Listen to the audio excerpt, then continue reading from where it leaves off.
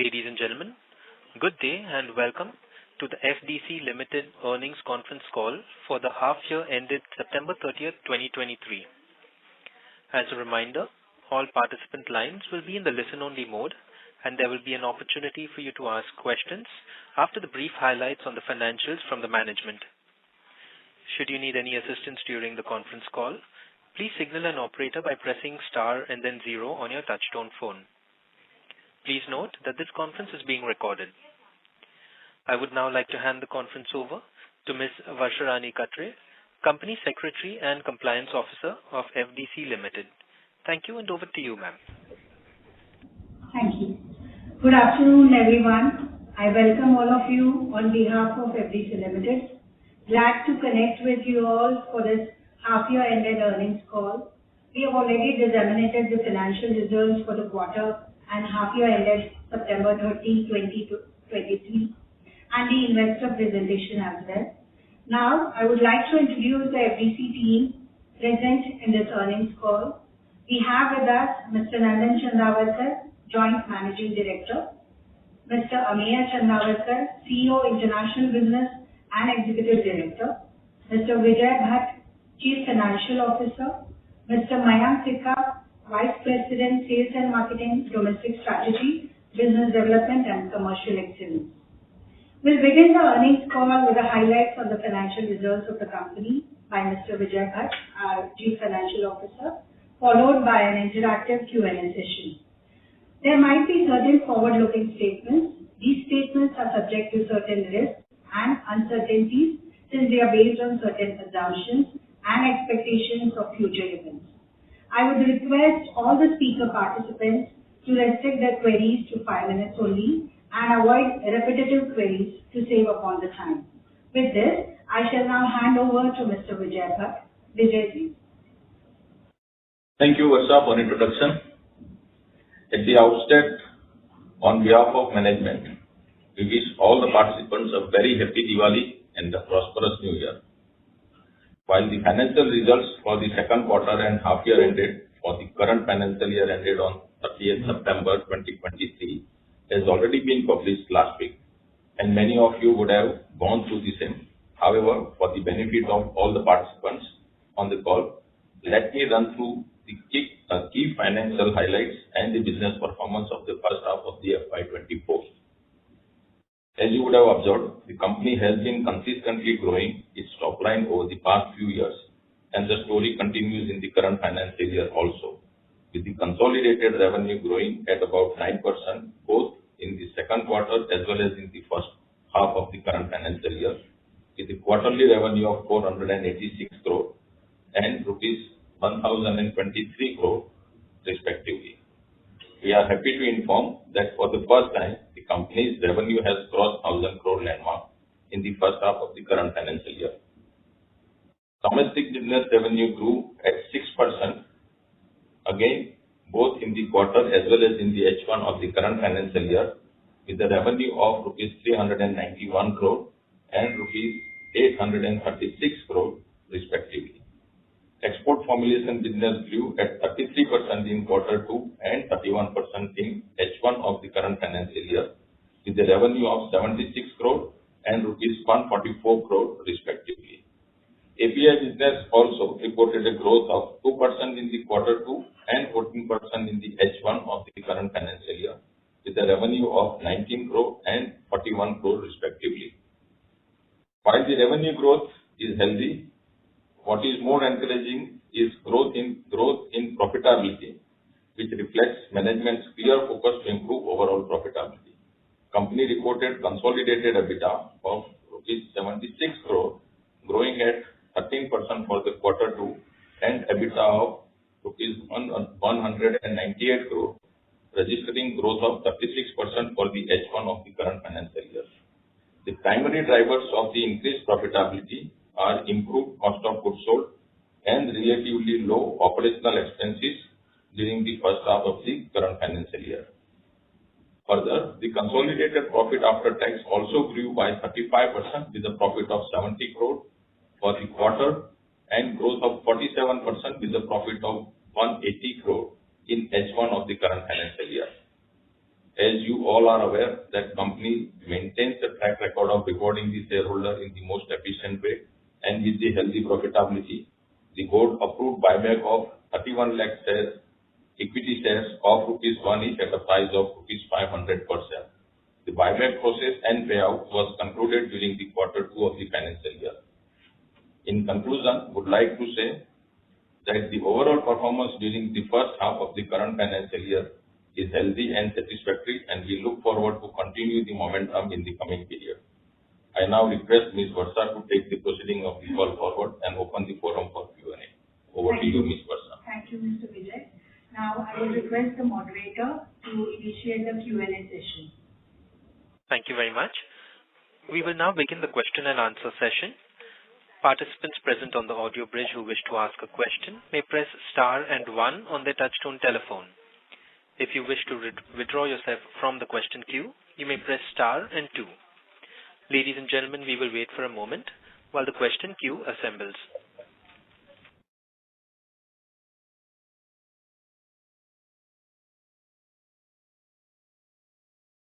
The first question is from the line of Viraj from SIMPL. Please go ahead. Yeah, hi. Thanks for the opportunity and congratulations for good set of numbers in such a challenging. Thank you for organizing this call. And I request if you can make this more of a frequent, interaction with investors. So a question, just got few questions. First is relatively muted, Sorry to interrupt, Viraj, but the line for you has a little disturbance and we lost your audio in between a little. Is it better now? Yes, it's better now. I would request you to please ask your question again. Yeah. So my question was largely on the domestic business. If you look at H1, the growth has been relatively muted, mid-single digit. So if you can just give some color in terms of what really transpired, and further details in terms of volume, price, and new product mix in H1. And second is in relation to the other expenses jump, which we saw specifically in, Q2. So, was there any one-off or, what is it driven by? And I'll just follow it up with a few more questions. So, thanks, Viraj. I think you have two parts of your questions. One is on the domestic business dynamics in terms of what is the growth in terms of price volume, which my colleague Mr. Mayank will take up. And the other part of the question is on the other expense. I will answer that once Mayank answers the first one. Over to you, Mayank. Hi, this is Mayank. So you asked about the domestic front, internal growth breakup for volume, price, and new product as follows. For the first half, 6 months, our volume growth is stagnated. Price growth is almost 4.9%, and the new product growth is 0.8%, and overall we have grown by 5.8%. Now, if you look at the market dynamics in the current H1, you recall because of the last couple of years upsurge during the COVID period, there are a lot of market corrections which are happening, especially in our operational front, which is antibiotic and ORS front. If you look at, I hope you might have gone through the market data points of PharmaRack and IQVIA. The volume growth for the current first half was negative as reported by PharmaRack starting from April till September. The only positive sign we have seen in the month of October. So yes, the industry definitely is hyping upon the price growth for the current financial year and the new product introduction, which has been the case with FDC also.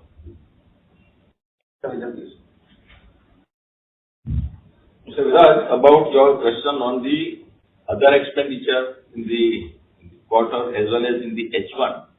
So, at the outset, I think I would like to point out that our pattern of expenditure is strictly not so comparable quarter on quarter. Of course, YOY, yes, we can look at it because the performance do vary based on the seasonality of certain products and all. Having said that, there are a couple of expenditures which are one-off in nature, particularly in the Q2, and some are in the H1 because certain expenditure did happen in the Q1 also. So those one-off type of expenditure are basically investment in nature. We have 2 ANDAs filed during this first half of the current financial year. And as you all are aware, this ANDA filing fees itself are also a big in number. We also had some of the major repairs type of expenditure, though not non-recurring kind of on a quarter-on-quarter basis, but they are scheduled maintenance which do take place annually, coincidentally happen during the Q2. Also, there are some of the expenditure on the registration fronts and certain fees that we have paid. Both happen also coincidentally during the Q2 of the current financial year. As the nature of this expenditure is non-recurring, particularly quarter, and hence, if we see on absolute basis, probably the number looks little high or a fat on Q2 per se. But overall, as a percentage of the revenue, we do feel that they are kind of an investment of nature expenditure and need for the business. If we neutralize this expenditure, probably then the comparable would be better. So with this kind of observations, if I have to put a value tag to it, close to about 9 crore is an expenditure approximately, which are one-off kind of and non-recurring quarter-on-quarter basis expenditure got reflected during the H1 of the current financial year. So Okay. I hope I have answered the questions. Yeah, thank you for that. Just few more questions. You know, so if you look at the change in our journey in the last 3-4 years and what we talked about in terms of, say, the initiatives, say, in terms of optimizing in the field and focusing on the core. So if you can probably elaborate, say, the sales structure, what are the changes we made and what is the incentive program now versus what is the earlier? So broadly in terms of the sales structure, the incentive program and other changes, what gaps were there earlier and the initiatives which we took, which is helping drive better focus on the core brands and, you know, and the new product expansion. So if you can just elaborate a little more in detail, you know, what kind of changes and initiatives we have changed around these elements. Yeah, so you're referring to our earlier discussion in the past calls. Yes, that is correct that we did a lot of operational corrections 3-4 years back, exactly prior to COVID. And what we were reporting from our last call, yes, we did a lot of inward focusing on our antibiotic segments, ORS, energy drink, and food category of products. Now, as far as this first half is concerned, we have not made any changes. We are continuing on the same strategic front because, as you rightly mentioned, we have been very successful in the last couple of years, and we still feel that strategy, what we have been following up to now, is workable and can still give us very good results, which can be taking FDC to a newer heights, which has been the case for the last 2 or 3 years. So nothing significant changes. We had launched a couple of therapeutic baskets 2 years back with our 2 new divisions which we have introduced 2 years back. We are continuing on the same trajectory and there's no change at all. So we continue with the same structure. No, but actually my question was largely on 2 parts. One is, you know, in the changes which we made, especially in the sales and distribution side, you know, say either in terms of the incentive program or the sales structure. So we added more than 1,500 MRs. So, you know, how is that distributed across, say, major brands and, you know, how are we driving, if at all there's been any change in the incentive structure per se. So how are we driving better growth? So that is one part. And second is in terms of distribution coverage, say for the top 5 or top 10 brands, you know. So what kind of a revenue would be coming from, say, metro and tier 1, tier 2 as against beyond? And is there still, I mean, is the growth which we are seeing is primarily from these markets or, you know, the expansion beyond these markets is also a lever for us?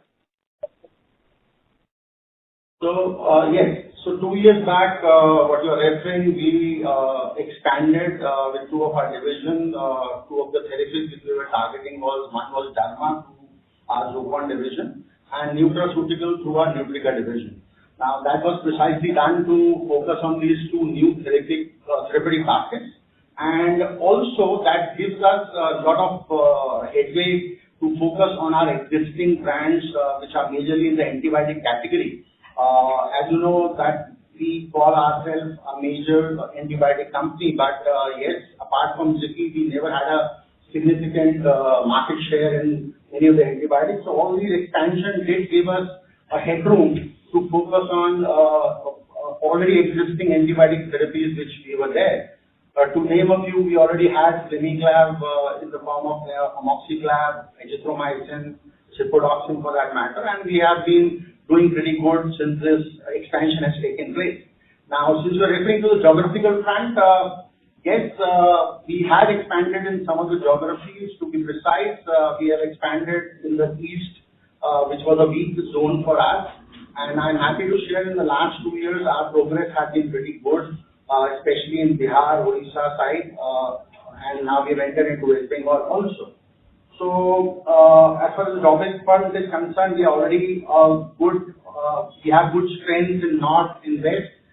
East and south was slightly a weaker zone for us, or rather I can say east was mostly not operational, which we have done now in the last couple of years, and we are quite satisfied with the progress what we have made. Coming to the category town class, what we were referring, so we have a mixed approach since there are a lot of things to be done simultaneously at the domestic front. So one is that we are consolidating ourselves in the existing markets of the metros, namely Mumbai, Delhi, Kolkata, Bengaluru. We have consolidated ourselves in these markets. We were always strong in the rural category, but yes, we have consolidated ourselves now into town 1 and town 2 category as per the classification of IQVIA. And what I can share with you that our growth rates are pretty decent and mostly ahead of the market in all these town classes, which IQVIA defines in their data sets. Okay. Just two more questions. We also talked about portfolio rationalization as one of the initiatives, we took in last 3-4 years. And if you look at, we had a good amount of success for Ziffy CV, right? So if you can just briefly talk about, what drove success for that brand. And if I look at, say, from number 6 to number 10 brands which we have, so the likes of Zocon or Ziffy or Ziffy Infant, these are like sub 50, sub 100 crore scale for us right now. So, how are we going about in terms of the go-to-market play for these products? Because the competition intensity is already quite high. So, one is in terms of the learnings from Ziffy CV and in terms of our play in these brands, how do we see opportunities for scale-up going forward? Yeah. So, yes, you're right that apart from the top 3, which is Electral, Ziffy and Enerzal, we have 7 products in the category of 50 to 100 crores as per the market data set. And probably you are referring to my earlier mentions in the call. Ziffy CV was a brand which we were eyeing upon as a growth driver apart from Ziffy. And I'm happy to share maybe in the first half, we have done really well. Our market shares have definitely improved in Ziffy CV, and we control almost 49% of the market in that particular category. Apart from Ziffy CV, Ziffy O also has been doing pretty good, and I'm happy to share that our growth rate, as reported by IQVIA, for the first 6 months is 16%. Apart from that, Slimiclav, which is another antibiotic in our portfolio, has significantly shown a growth of 31%.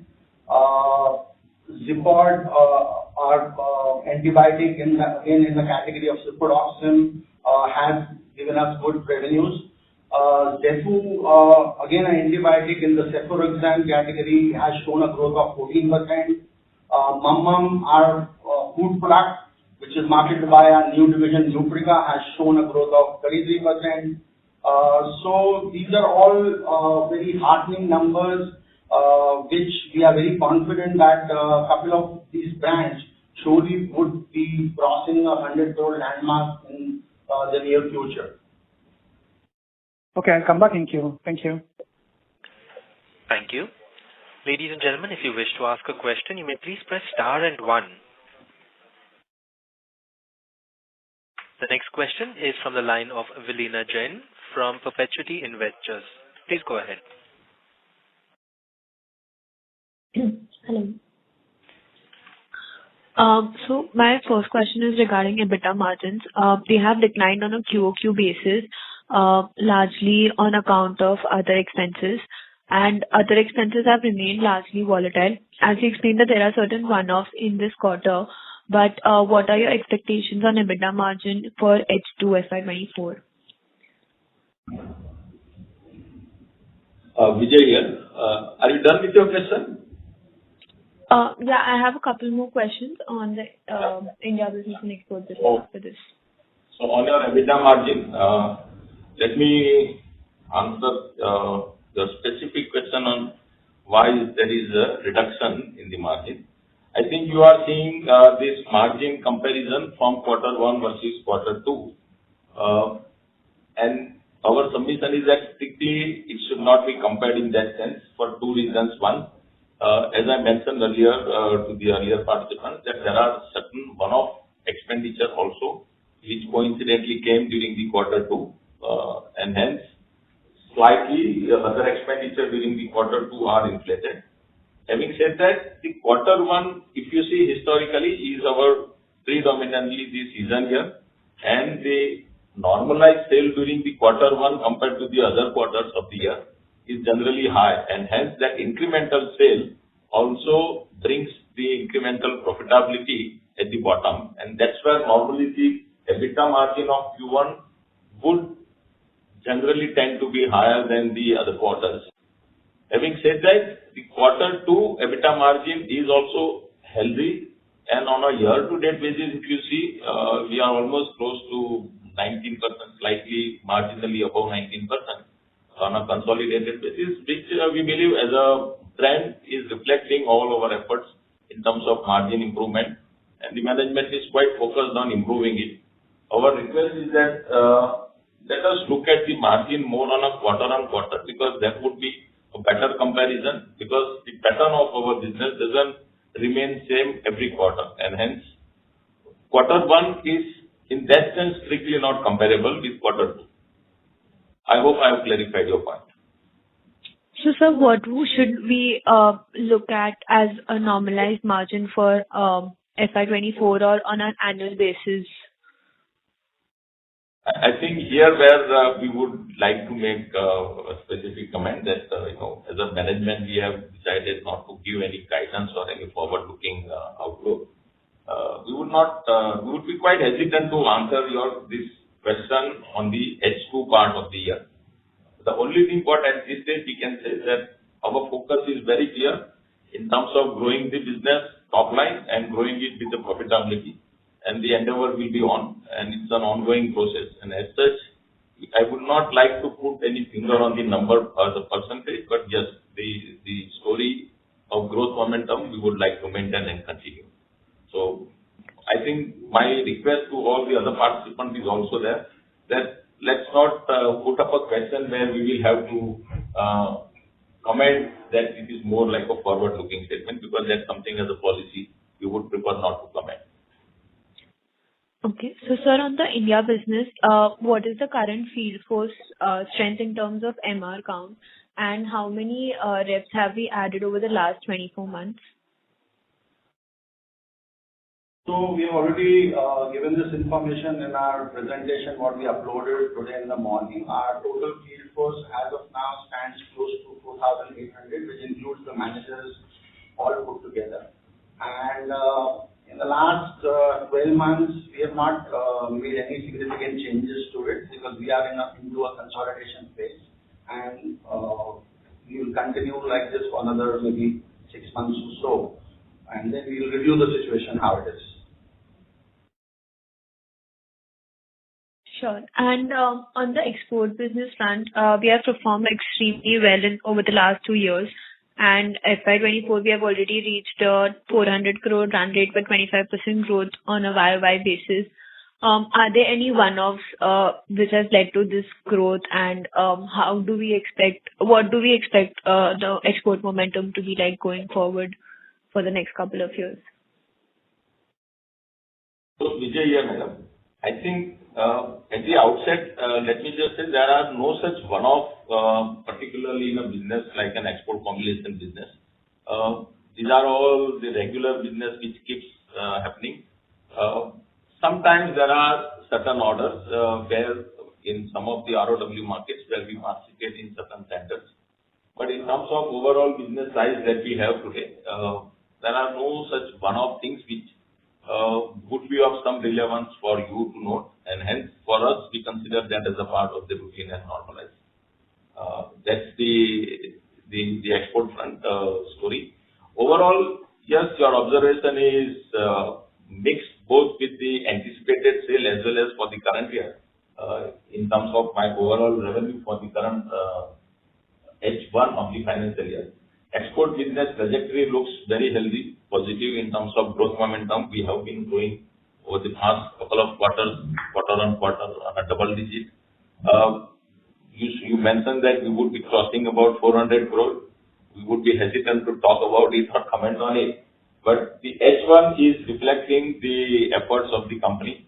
Our presence is also depicted in the presentation that we have uploaded on the website, and you can take your time to have a look at it.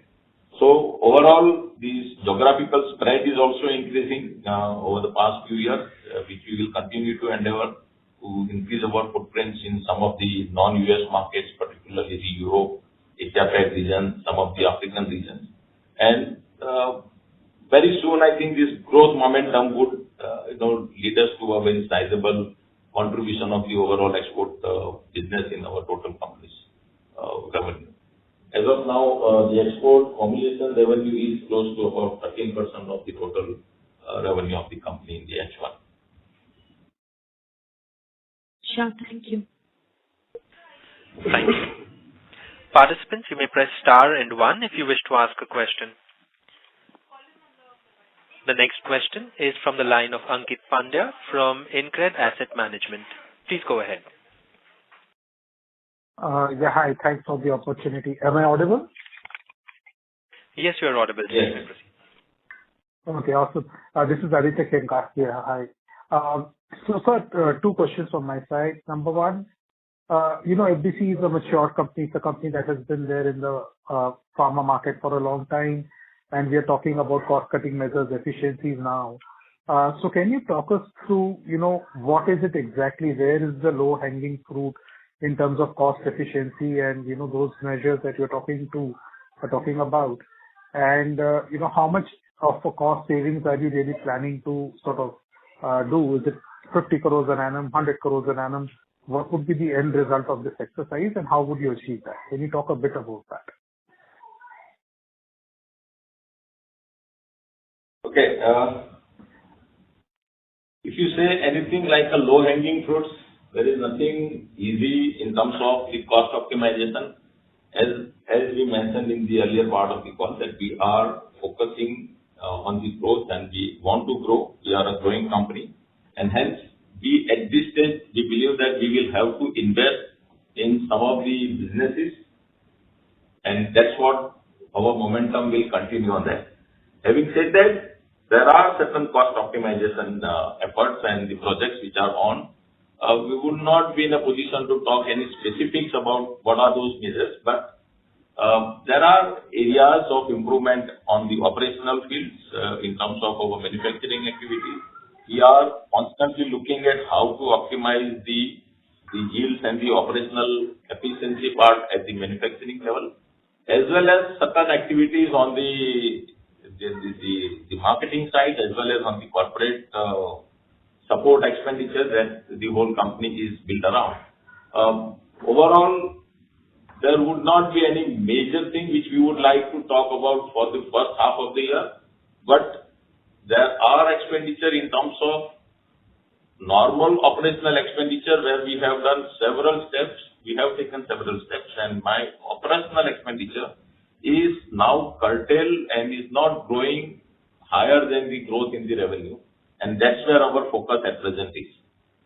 With this, I would also like to make some qualification that we are focused on investing in business, and hence there are certain investment expenditure in terms of R&D that we are focused on, and we would continue to do those kind of expenditure in the coming period also.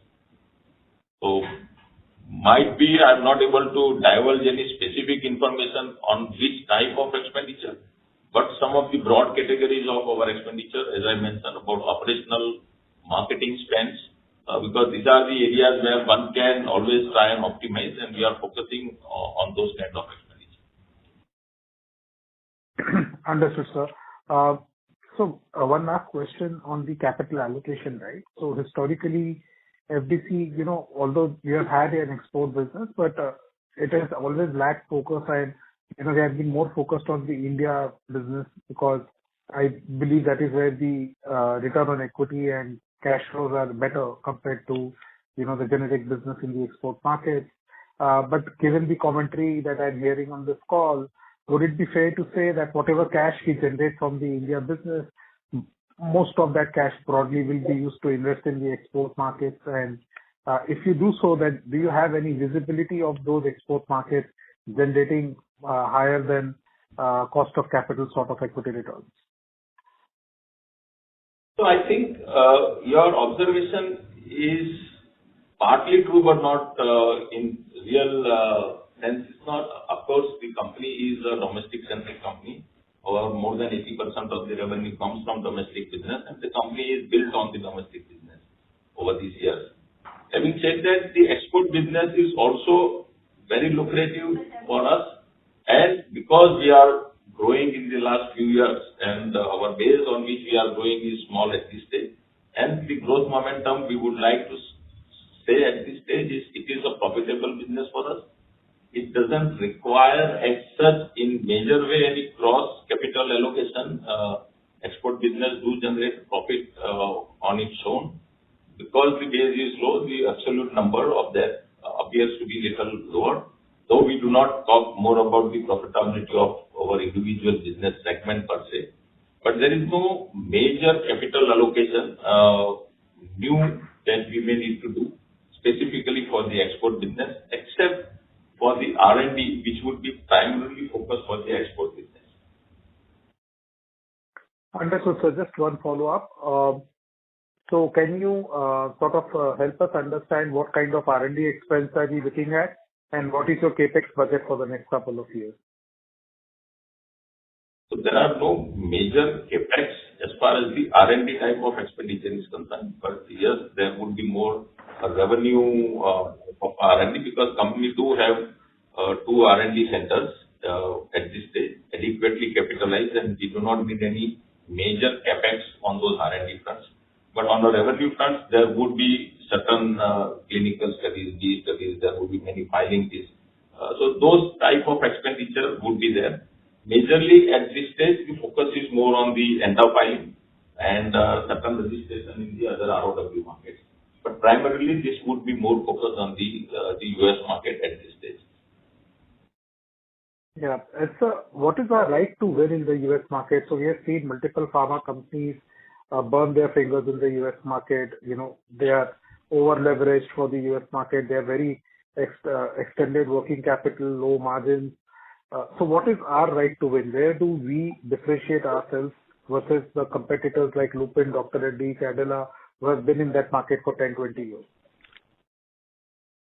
I mean, there is no straight formula like right to win, but of course, our strength lies in the ophthalm business that we have in the US market. And this business is, we are in this business for quite some time now. We understand this business well. We understand the market sentiments in the US for this business. We are right now doing quite good with our business partners in US. And whether we call it a right to win or we consider that as our strength, we are happy with that. We will build on this strength as we move forward in the coming period. I hope that is answering the query which you have. Yeah, fair enough. Thank you, sir. Thank you. To ask a question, ladies and gentlemen, you may press star and 1.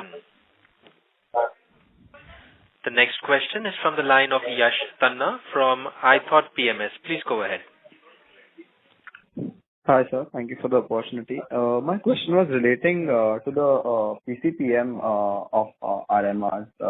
You said in the last 12 months we haven't added, and even in the near future we are not planning to add. So what is the PCPM and what is the improvement that we are targeting on this front as we grow our domestic sales? Yeah. So yes, we have grown in our PCPM, but as I said, if you look at the perspective of last 3 years, we had 2 major expansions, which brought the PCPM down.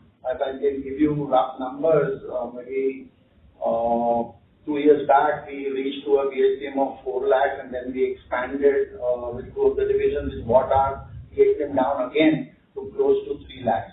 I'm happy to tell you that this first half, we have recorded a PCPM of almost 3.89 to be precise, and we are looking forward to take it further as we move forward.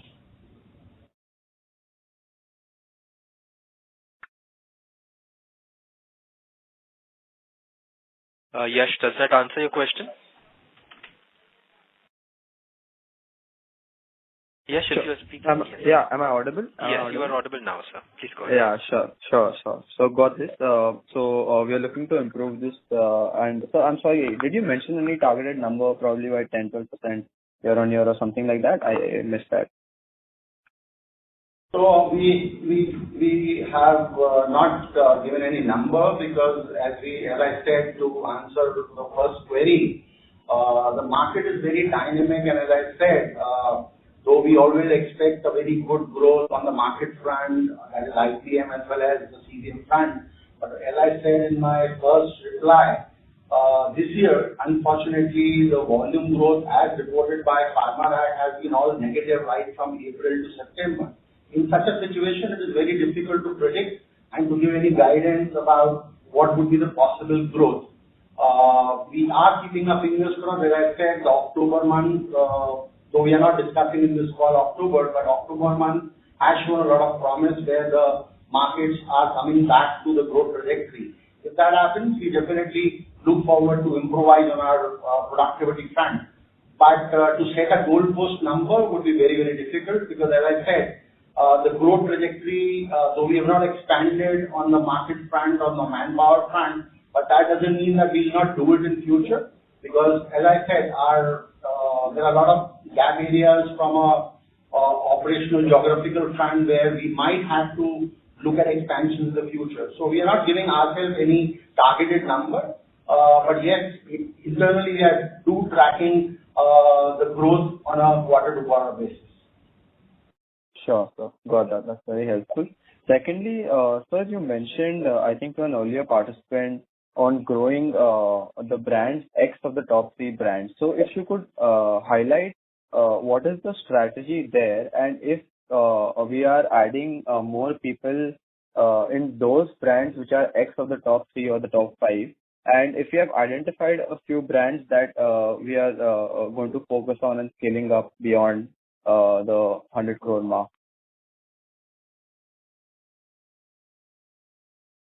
Yeah. So, as I said to my earlier reply and also in the past call, we have not made any significant allocation now. We did it 2 years back.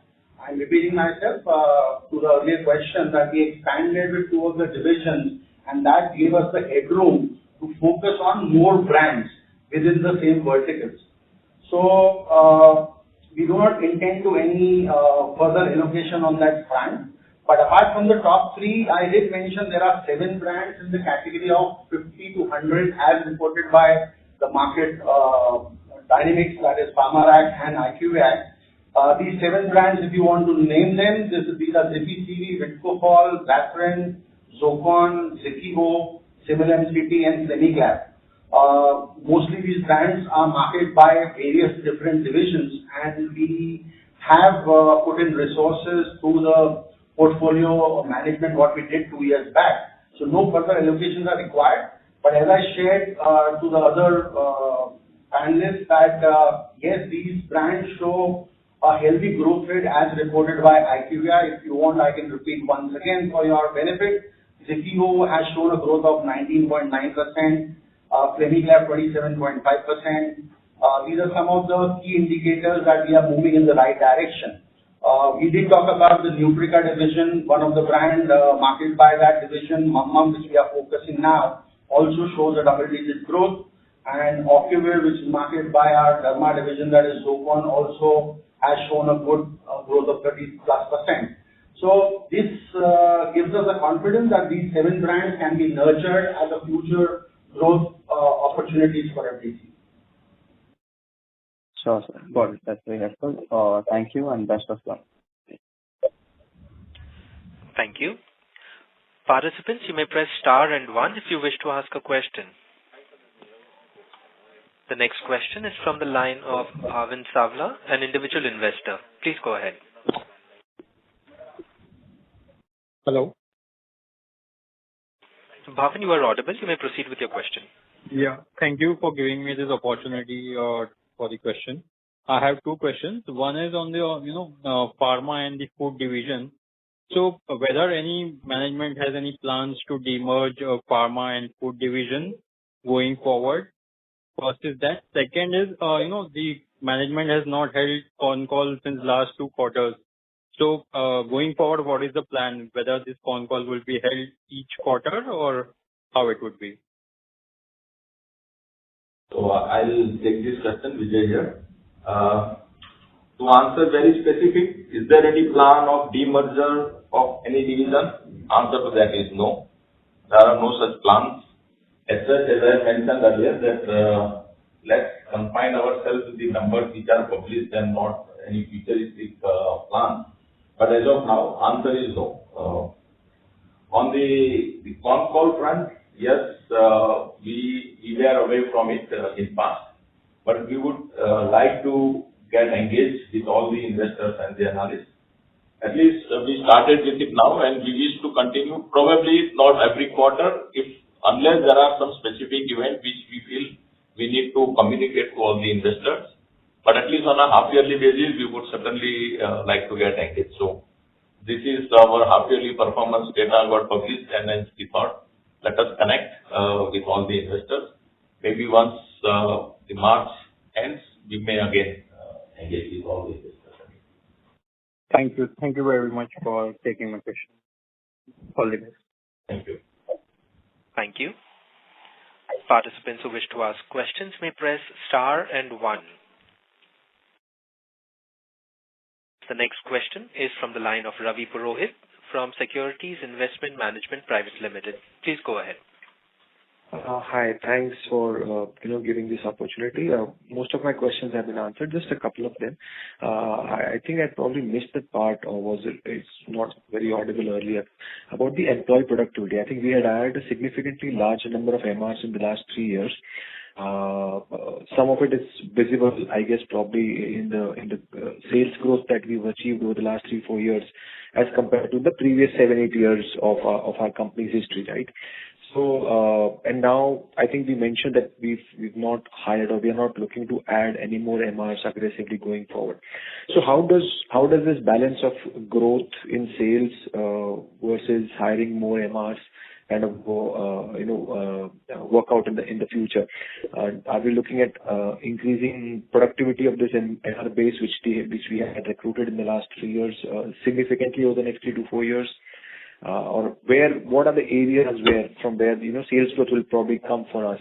Last 4 years have been very good. We've kind of delivered industry better than industry growth. So if we have to continue on this path, what are the areas which will kind of drive this industry beating growth? So yes, I've answered this question partially, but as you mentioned that you couldn't hear this because of lack of clarity. So there are 2 aspects to it. When I say that there are no plans to enhance the field force, this was related to the divisionalization, what we did 2 years back. And I hope you understand that as a although we are a growing organization, but you cannot keep on expanding divisions every year or every second year. So we did 2 divisions in a row. which was mandatory for us because our volumes during COVID had swelled up approximately from a 900 crore to a 1,400 crores, where we felt there's a need to create a headway, a legroom to promote more number of brands, and that's why we did it.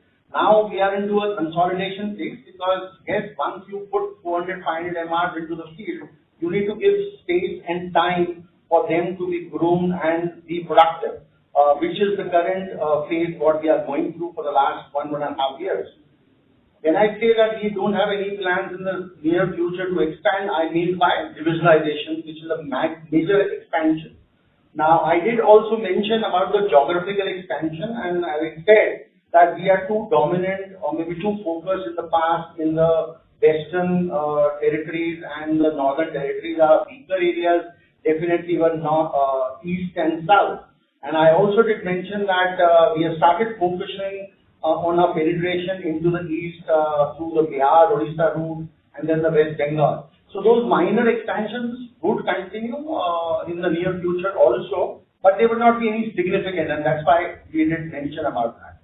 As far as the management strategy is concerned, we have to strike a balance between the increase in productivity and also our penetration into newer therapies, newer portfolios, and also the geographical brand. So it is a difficult task which we are trying to accomplish as of now. So yes, it would be a mixed bag that at some point of time we might extend, then give us a consolidation phase where we try to bring our PHCMs ahead, and this process will continue for a couple more years, and we'll comment on it once we accomplish our roadmap. So is new product introduction also a part of growth initiatives, as in and also if you could throw some more light and color on this the foods division. We've been at it for almost 7-8 years now, and now we finally see some traction in this Simil one or Mamam one or Simil and all these categories. So if you could just share a little bit more background and history about as to why did we actually decide to get into these categories, how big are these categories, and what is our own play in these categories in the next 5 to 10 years? Because these are categories with very strong entry barriers. We've kind of come to a place where we are looking at close to 100 crore revenue contribution coming from this category. So if you could just share a little bit more insights into this category, and what is your own kind of view over the next 5 to 6 years on this category of business? Yeah, so there are a couple of parts to your question. I'll take the first one first.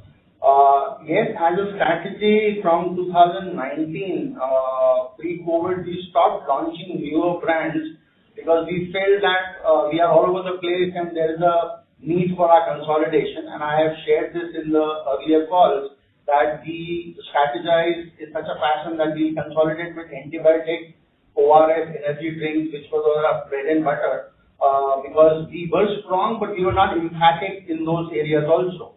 So last couple of years, we have been, and you might be tracking, that our flagship brand, Electrol, Ziffy, Enerzal have achieved newer heights, and we have made these brands even bigger. If I can show that as per the IQVIA reflection, Electrol has crossed 400 crore landmark, Ziffy has crossed 300 crore landmark, and Enerzal is in between close to 200 crores. So in the last couple of years, we have grown these brands, and simultaneously, as I mentioned in the earlier answer, the next 7 brands, which I'll not repeat now, I've given those names, which are in the vicinity of 50 to 100, we have shown a good growth. So this strategy probably forced us not to go for new launches because that diversifies our focus, which was of prime importance. Having said this, yes, we have always done brand extension, line extensions to all these brands. Just to name a few, we have come up with what I did mention, Ziffy CV, Ziffy O. We have also now launched, which I shared in my last call also, Electrol Z we have launched. Enerzal has been launched in various forms, variant packs. Even if we are tracking it, we have launched with the PET bottle, which is very, very successful. So when I say that we have refrained from launching new brands, I'm talking of the newer molecules. But to our existing brands, wherever the need was there, we have always launched. Having said this, yes, the market is very dynamic, and as I said that with the volume growth being negative, as again reported by Farmer for the last 5 to 6 months, we have been reworking our strategy because, as you know, for growth there are only 3 components. One is volume, one is price, one is new growth, new products. So up till now we have been doing through the unit growth, which has been very, very successful. But now since the market forces us to think otherwise because the volume growth has gone negative, so this year we have been focusing on the price growth and also the new introduction. So there will be slight shift in our strategy moving forward. So we will be looking at some new introductions. Now coming to the last part of your nutritional portfolio, I had shared in the earlier calls also, our major reason for entry into this was we were always present. Our name itself is food, drugs and chemicals, and we had a long legacy of food brands with Soil, ProSoil, and that extends to Civil Ltd, one of our flagship brands, which is that has a significant maybe market share. But yes, we never had the prime focus on the food products, and we realized that this is the time where we consolidate our food basket, and that is probably led to the formation of the Nutrica division. So it is a very small team, but this team is dedicated for the maybe the nutraceutical portfolio. So apart from Civil Ltd, Mum is one key brand over there, along with Jeffrich, which we are focusing.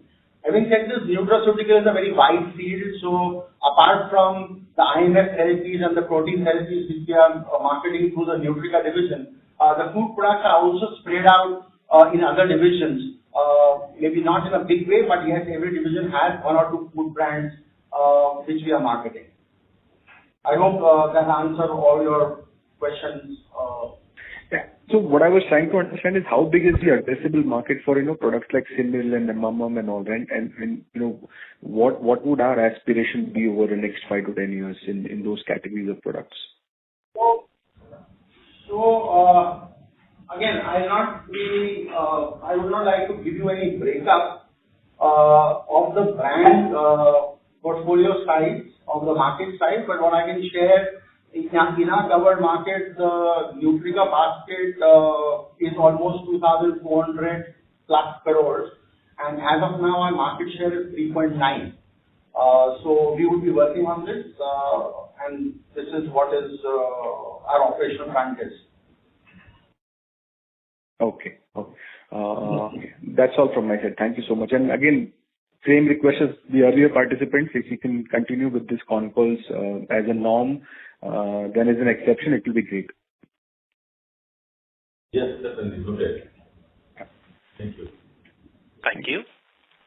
Ladies and gentlemen, you may press star and 1 to ask a question. The next question is from the line of Viraj from SIMPL. Please go ahead. Yeah, thanks for the opportunity again. I just have 3 questions. One is, if one has to understand in terms of, say, the investment behind the brands or in terms of the MR team, which we have, say, around 4,800, including the managers, how is the distribution of these two, say, in the top 3 brands vis-a-vis the next 7? How has that distribution changed in the last 2 years?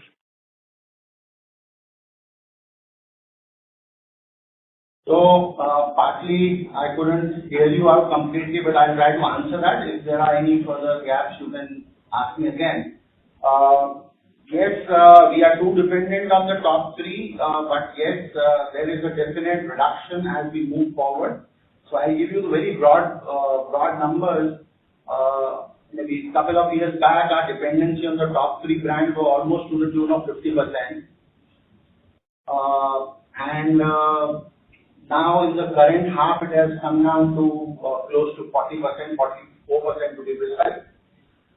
This is as far as the breakup between the top brands and the other brands are concerned. But other question which you've asked is the breakup of MRs and the managers across India. I would not like to share much of details over here, because that is part of the strategy, and I would not like that to be in the public domain. But broadly, what I said, our dependency or maybe operational front is majorly west and north. East, we are not much of, we don't have much of operations, and we are working on the expansion part of the east, which I mentioned in the earlier answer also. So this is it, what I can share as of now.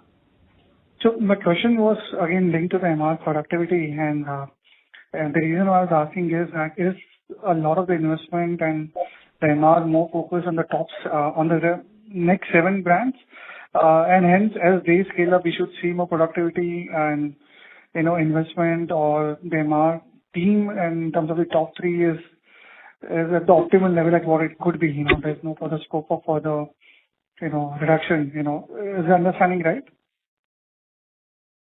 Yeah, so I have answered that as far as MR productivity is concerned, and I'd not like to repeat that. But as you're mentioning that MR expansion, technically, and my CFO would agree on that, is not a major investment, because whatever we do, we have not gone into virgin lands. As I said, though we expanded with Zopon and Nutrica, but we always had brands in those portfolio, and at the start also, if I can give you the numbers, Zopon started with a ballpark revenue of 100 crores because we shifted our existing brands to those divisions. So it is not like that we start from scratch and it takes 2 years time to break even and all those things. Even Nutrica division started with a ballpark number of almost 35 crores because we normally shift, as per strategy, we normally shift existing brands to the newer division.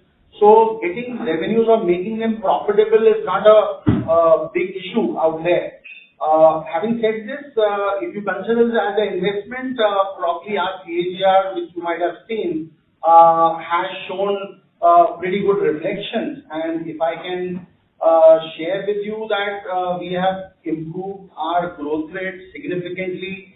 If I can give you September MAT numbers of IQVI, where the IPM has shown a growth of 10.3%, my covered market has shown a growth of 9.2%, my growth of FDC is 14.5%. So we have beaten the market by almost 5%, which is quite significant in these turmoiling times.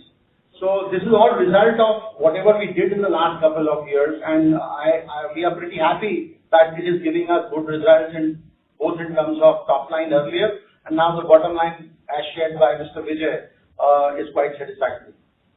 Okay. 2 more questions on product side. So in the past, we have economically priced our products, and we also talked about improving our value proposition. So any color you can give on what are we doing there? We lost your voice in between. If you can repeat your question, that would be good. Yeah. So in case of ophthalmic products, in the past we talked about economically pricing our products, and we also talked about improving our overall value proposition there. So any color you can give in terms of what are we doing there? Yeah, so probably I shared this in my last call also that yes, FDC had an economical pricing strategy, and we have always worked on those principles. Still, we try to maintain ourselves on the affordability part of it. But during the COVID era, and as mentioned by our CFO, and you might also have tracked with the costs going up couple of years with all this COVID around and the China issue coming in, we probably have moved on from that strategy because it was not a workable module for us. And if I can share those numbers with you, maybe our price growth have moved significantly up if you compare with our past numbers. If I can share, probably in the first quarter, our price growth was almost 6.1%, which is still around 4% or 4% plus for the second quarter. So we have been increasing our prices, but again, we are bound by regulation, and I hope you are aware of it. We cannot move beyond 10% even if we wish to.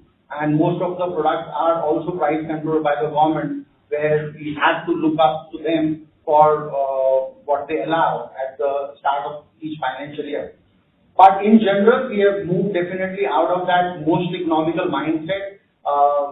We have most of our therapy now in the affordable range. I hope that satisfies your question. Yeah. Just last question was on Enerzan. Our share is roughly around 40%. And if you look at the broader market, including the consumer, there are players who have done much better in terms of the scale up in the last few years. So if you can the question is largely in three parts. If you can just talk about differentiation, either in terms of marketing or position or the product itself for us, what are our plans to gain share? And lastly, in terms of the different channels for distribution, if you can give color where we are with respect to that.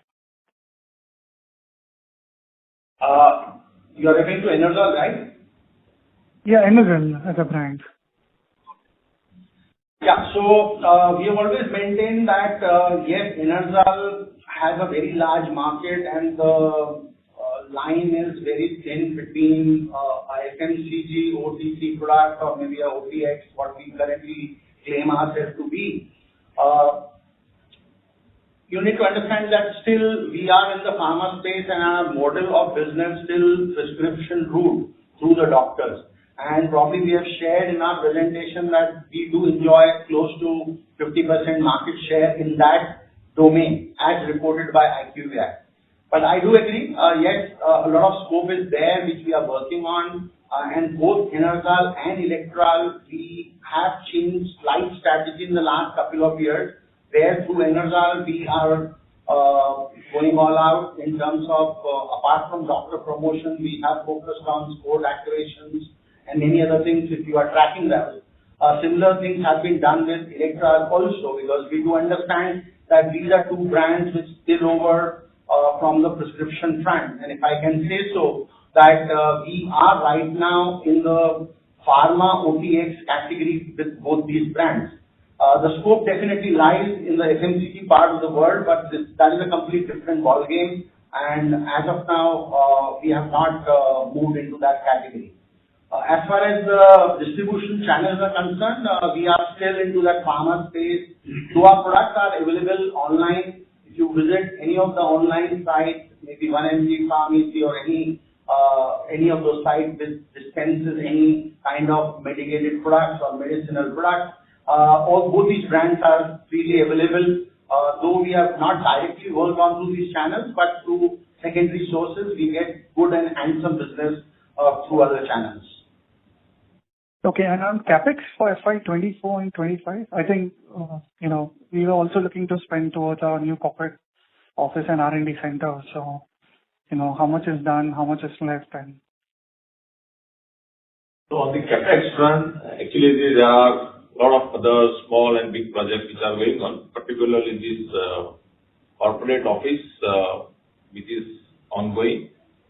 We hope that by end of the next calendar year, hopefully, that corporate office should get ready and the expenditure would spill over till the next financial year also. Having said that, if I have to give some range of expenditure, our regular maintenance capex is about 50 odd crore annually, and because of this corporate office going on, work going on, and there are some other smaller projects going on at our manufacturing location, the capex for the next 12 to 15 months is in the range of about 170 odd crore. Okay, thank you and good luck. Thank you. Thank you. The next question is from the line of Ravi Purohit from Securities Investment Management Private Limited. Please go ahead. Hi, sorry, one small clarification. I think one of the earlier participants had asked about our exports business.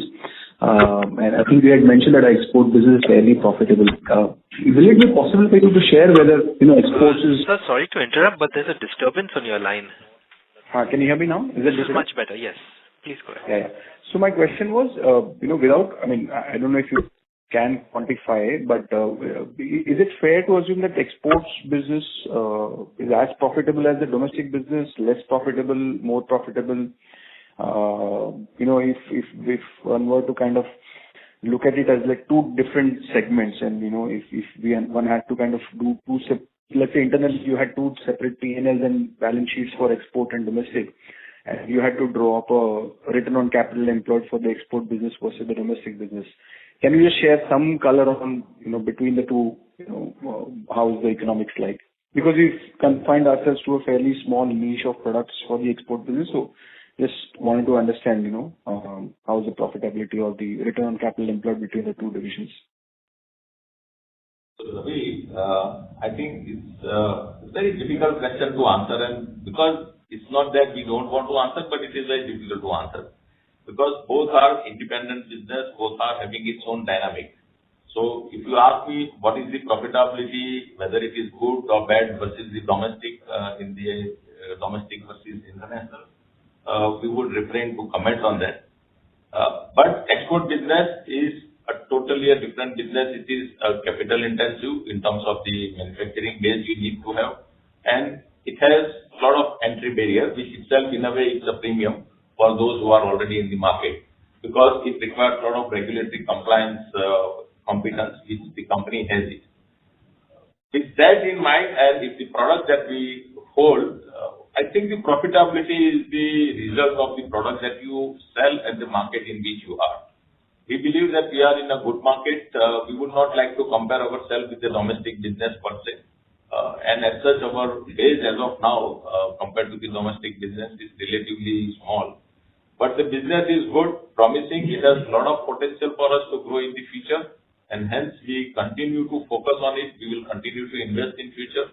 And that's where the overall profitability of the company, because it complements the overall infrastructure that the company holds. So majority of our manufacturing locations are regulatory approved locations, and hence for us it gives us an edge, and in a way it allows us to give us the confidence to enter into many other markets where we haven't tapped it, or we are in a very small way, and hence it's a very profitable business. Let's not get into the comparison of domestic versus export, but they both are complementing each other in the overall scheme of things. So that's the answer to your question. I hope you understand what we are trying to say on this. Okay. Thanks a lot. I'll get back in the queue. Thank you. Thank you. Ladies and gentlemen, this brings us to the end of the question and answer session. I would now like to hand the conference over to Ms. Varsharani Katre, Company Secretary, for closing comments. Over to you, ma'am. Thank you all for joining the earnings call of FDC Limited and expressing your views. In case if you have any concerns, please reach out to us on investors@fdcindia.com. Thank you again. Over to the moderator.